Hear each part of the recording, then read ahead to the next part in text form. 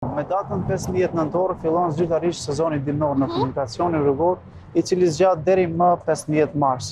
Kjo periudhë është rregulluar me ligj, Neni 361 dhe sjell detyrime të qarta për të gjithë pjesëmarrësit në komunikacion. Ndër kërkesat më të rëndësishme është vendosja e gomave dimnore, të cilët janë shumë më të sigurta gjatë drejtimit të automjetit në kushte dimnore, sidomos në praninë e borës, lagështisë apo akullit në rrugë.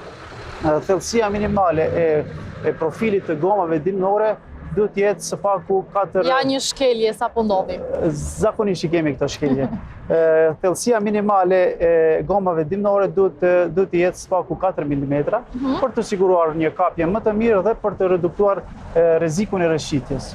Përveç gomave dimnore, është e detyrueshme që drejtuesit e automjeteve të kenë pajisje ndihmëse dimnore, të cilët neve I ndajmë në dy kategori.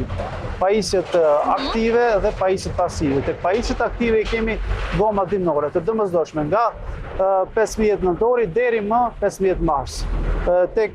Pastaj I kemi zinxhirët për borë. Këto duhet të përdoren kur kushtet atmosferike e kërkojnë. Tek pajisjet pasive I kemi gryset e xhameve, ndihmojnë në pastrimin e xhameve dhe ruajnë dukshmërinë gjatë lëvizjes. Edhe pse Maqedonia e Veriut nuk ka një terren tërësisht malor, rreshtet e borës dhe ngrisat janë të zakonshme në shumë pjesë të vendit dhe drejtuesit e automjeteve duhet të jenë të përgatitur me pajisje dimnore, për shkak se pajisjet dimnore nuk janë pajisje lukse, janë ato masa mbrojtëse që shpëtojnë jetën. Mos e të nevojshme. Mos e të nevojshme, ashtu.